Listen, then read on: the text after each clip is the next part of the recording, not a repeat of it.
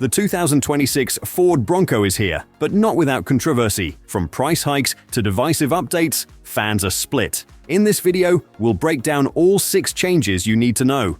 Number 6. New packages, more confusion. The Bronco lineup was already tricky to navigate, but for 2026, Ford has made it even more complicated. The blue oval added yet another package to an already crowded roster, a move many dealers say is causing decision paralysis for buyers. Walk into a Ford showroom and you'll see trims like Base, Big Bend, Heritage Edition, Outer Banks, Badlands, Everglades, and Raptor.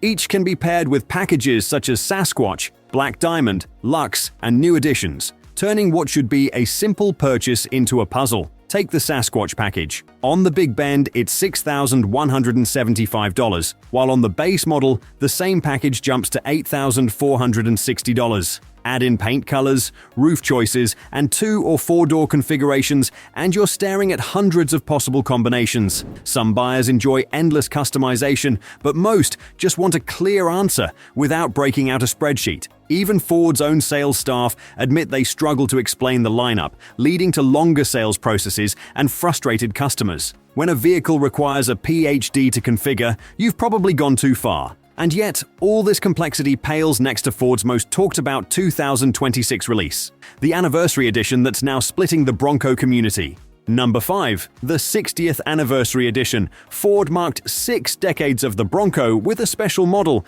finished in Wimbledon white with vintage-inspired styling that recalls the 1966 original. Vermilion red accents, unique wheels, and commemorative badging honor the heritage, while inside, premium materials and embossed 60-year logos complete the nostalgic look. But under the hood, reality sets in. Power still comes from the familiar 300 horsepower 2.3-liter EcoBoost 4-cylinder or the 330 horsepower 2.7-liter EcoBoost V6, capable but far from the thrilling upgrade fans expected. This was Ford's chance to make a bold statement, but instead they played it safe. The contrast with Jeep's Wrangler 392, packing a thunderous 470 horsepower V8, only highlights the missed opportunity. So while the 60th Anniversary Edition shines on the outside, its performance feels ordinary. Buyers are paying premium prices for standard Bronco hardware, leaving many longtime fans frustrated.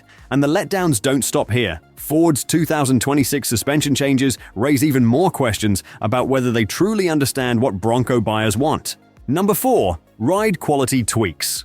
For 2026, Ford engineers retuned the Bronco's suspension, promising a smoother ride on pavement. The changes involve minor adjustments to spring rates and damper tuning, but they've reignited the long-standing debate over the Bronco's independent front suspension versus the Wrangler's solid axle. Ford claims these revisions make daily driving more comfortable, yet many argue the difference is so subtle, most drivers will barely notice it. The real issue isn't this year's tweaks, but the suspension philosophy itself. Ford bet big on independent suspension, hoping it would outshine Jeep's solid axle with better on-road manners and sharper steering. In theory, that makes sense. But in practice, the Bronco's tall stance, heavy build, and oversized off-road tires cancel out many of those supposed advantages. Worse, Ford gave up rugged durability in the process. A solid axle may ride rougher on highways, but it's nearly indestructible off-road and can be repaired with basic tools. Independent setups, on the other hand, have multiple failure points and require specialized tools to fix. A big problem if you're deep in the backcountry. And if you think Ford's suspension decisions are questionable, their powertrain strategy may be even harder to swallow. Number 3. Powertrain problem. This might be Ford's most controversial decision yet. For 2026, the Bronco's engine lineup remains unchanged: a 2.3-liter EcoBoost turbo 4-cylinder and a 2.7-liter twin-turbo V6.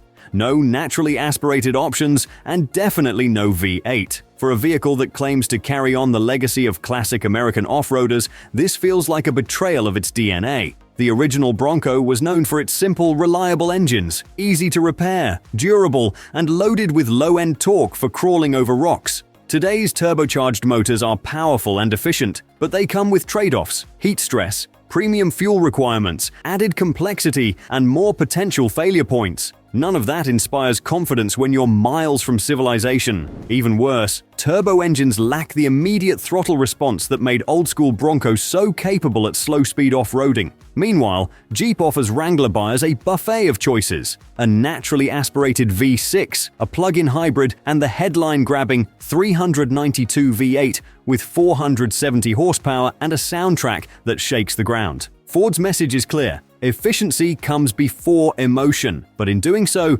they've stripped away the character and spirit that once defined the Bronco. And if you were hoping they'd at least fix the Bronco's most notorious feature, think again.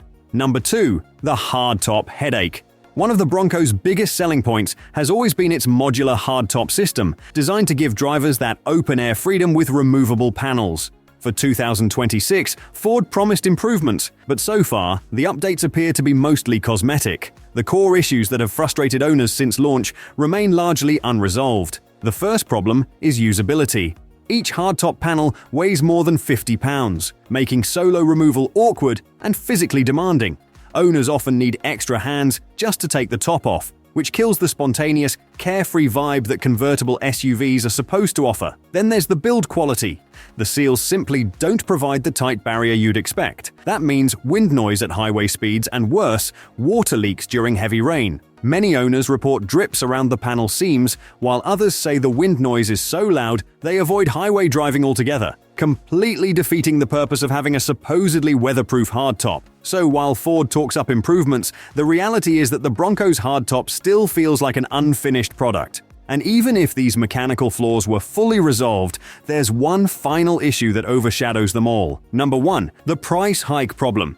The most controversial change for 2026 isn't about what Ford added to the Bronco, it's about what they added to the price tag. The base model now starts at $37,995, while higher trims easily top $60,000. Step into Raptor territory, and you're looking at more than $90,000. The catch? The Bronco itself hasn't fundamentally changed, yet Ford expects buyers to pay thousands more for essentially the same truck. This becomes clear once you start cross-shopping. For nearly $38,000, you could buy a well-equipped F-150 with more towing power, cargo space, and better fuel economy. A mid-level Bronco with the Sasquatch package runs about $55,000, the same price range as a BMW X3 or Mercedes GLC, both offering superior interiors and refined driving dynamics. Even entry-level math doesn't work. A base Bronco is nearly $40,000, but that money also buys a Honda Pilot with 3 rows of seating, better mileage, and proven reliability. In short, Ford is pricing the Bronco out of its natural market and into territory where buyers start comparing completely different vehicles. The sting is worse because most 2026 updates are either minimal or controversial. Customers are paying more for a product many enthusiasts feel has gotten worse, not better. For value-conscious buyers, that equation doesn't balance. Ultimately,